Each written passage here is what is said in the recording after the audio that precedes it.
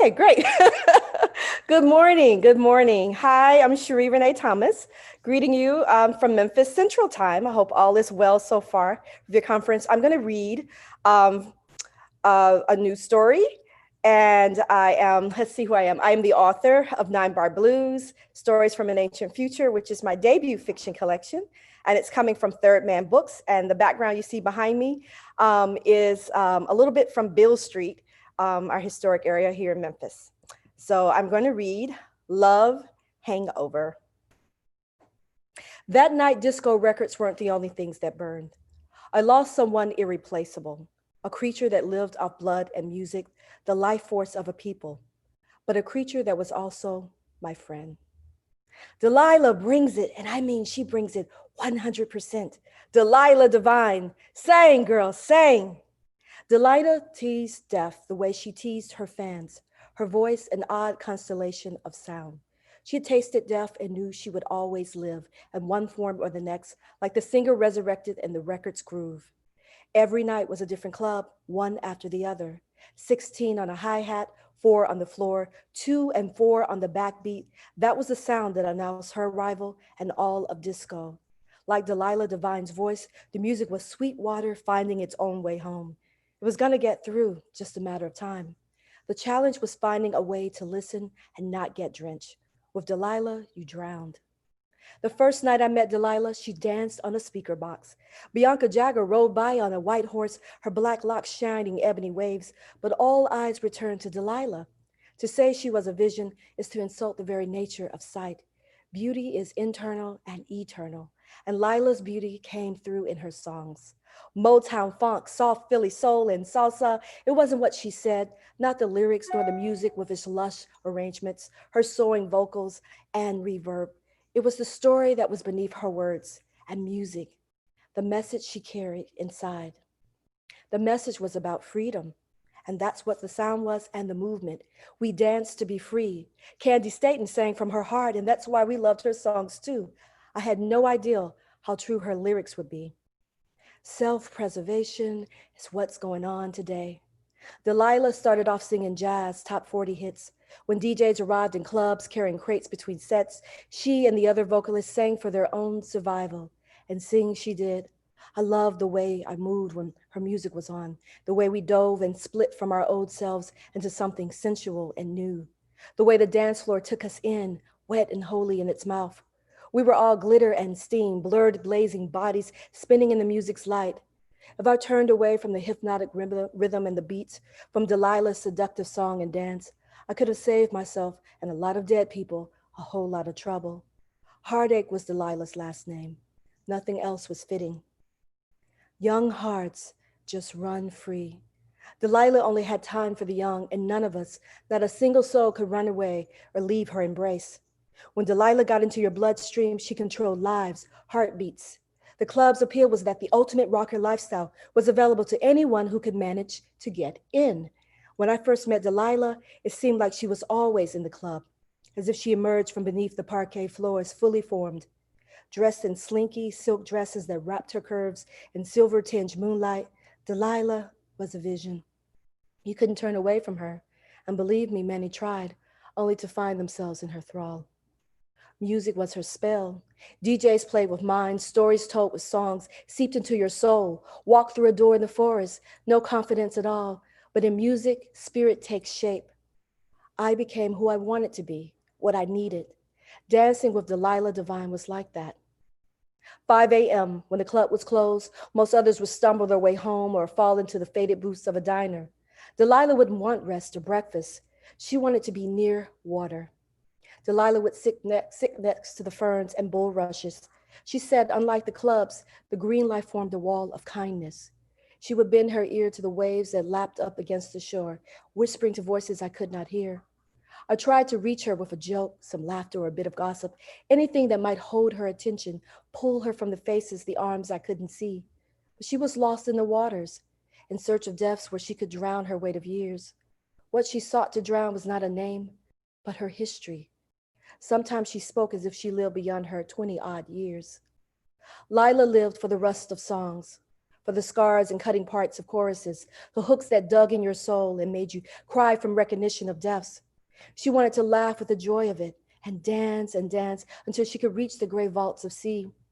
She said her sisters waited for her on the other side, but she couldn't swim her way back to them, said she was already drowned. Each night at the club, I watched her struggle to breathe. They played her songs before I knew they were hers, string sections and synthesizers, syncopated bass lines and horns, and that voice, that incredible voice. She danced as if the music was a stranger, as if the songs were notes that came out of another's throat. Where did you learn to sing like that? I asked. She looked at me with dead fish eyes that should have run me away, but I was already hers before the first time we even touched or danced. From the throats of 1,000 men and women. But the children, she said, closing her eyes as if the memory pained her, the voices are too sweet, cannot bear the taste of their songs. I thought she was high. I'd seen her with blow and biscuits, poppets and whippets, whatever made the music and lights, the dance and the tempo last longer. What do songs taste like, Lila? Like ambergris and champagne. She spun around, eyes staring straight up. They've come back. She pointed. The disco ball was the largest in the studio. It reflected the jewel-toned beams of the strobe lights. We used to party with these in the 20s back in Berlin. Berlin? Lila, you're only 20, if that. How would you know how flappers partied then? She stopped spinning with a shrug. Saw it in a movie? She asked. Mirror balls, she shouted, then repeated her spinning top dance. Her nipples brushed the sheer fabric of her teal jewel-toned dress. I forced my eyes from staring. Instead, I watched her sleeves flutter and float, gossamer moth wings. Lila's favorite dresses that made her look as if at any moment she could fly away. She was always so restless, like a hummingbird. A kind of lightning flowed through her, even without the drugs. She was never fully present. Her eyes, her mind, the random stories, her memories, she claimed, would burst from her at any moment, and the voices no one heard but her. I thought she was schizophrenic and mentioned it to a doctor friend, a shrink who frequented the clubs. No, he said, after chatting with her, drink in hand. Frankie, that one's very clear. Lila was like standing on a hill with the weeds and the wildflowers, the wind blowing through me. If I wasn't so determined to pretend that I didn't imagine her breast in my mouth, the soft curve of her belly beneath the silk skin, I would have seen the telltale signs of the monster she really was, the creature she hid. The garage on 84 King Street became our paradise. The club was like church. More than gospel piano riffs threaded through 22-minute extended versions of songs. There we had chosen family. Delilah was mine. I didn't know who I was until I came here. Then I found out I was everybody. Everybody was me. No judgments. Everyone enjoying themselves. Love, peace, unity, unforgettable happiness. And then, later, there was blood. Though I wanted her more than my own disappointing life at the time, Delilah never wanted me. She said there wasn't enough music in my blood to sustain her, not enough firelight and smoke. You've made up your mind to die young, Frankie, she said one night after we left the dance floor, having spent hours studying the power of sweat. She would dance with other bodies, take one or two back into the VIP rooms, but she always found her way back to me. When she returned, she was uncomfortably clear, her edges more precise.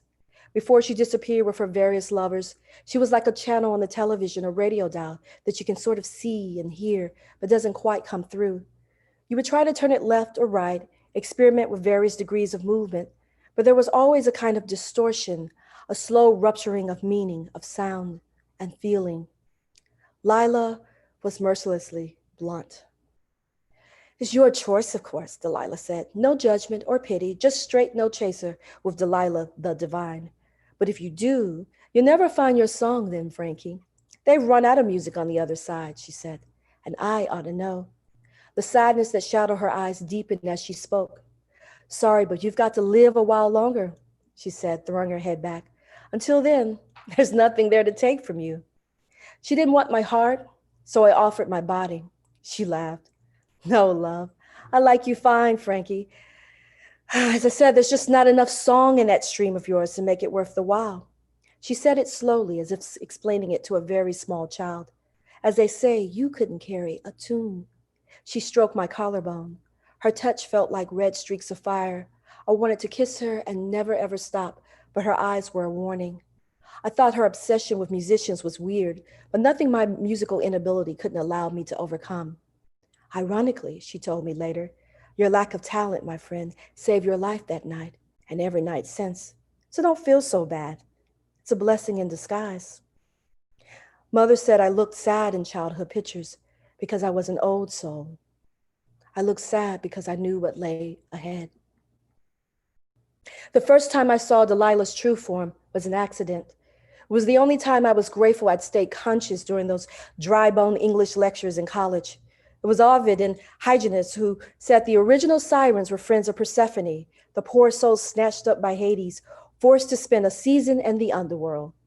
Ovid assumed they were good friends, loyal women turned into halflings. Transformed, they wore the head of a woman and the body of birds. The wings were gifts to help set their abducted friend free. But Hyginus had a darker vision. He said the transformation was a punishment, that the grieving mother Demeter cursed the jealous girls for not protecting their friend, her daughter, during the abduction. She blamed them for the rupturing of her family and cursed the women to spend their lives as half human, half serpent, or fish. From some craggy island in the middle of the Mediterranean, halfway between Africa and Europe, the legend of the sirens was born. But I was following the wrong legend. Delilah was something else, something more ancient. Delilah wanted a drink. When I returned to our spot under the balcony, she was gone. I went searching. I know it's not attractive to be possessive of what was never yours and never could be, but that night, I didn't feel like being evolved. I wanted to find her so she could drink the bourbon before the ice melted, the drink that I stood in line to get. I wanted to find her so she could bless me with a smile, approval, any kind of sign that I would be in her company again. When I stumbled into the storage room, a wet panting sound drifted above the music's dull thud. Delilah? I walked in, and a sharp iron scent assaulted me.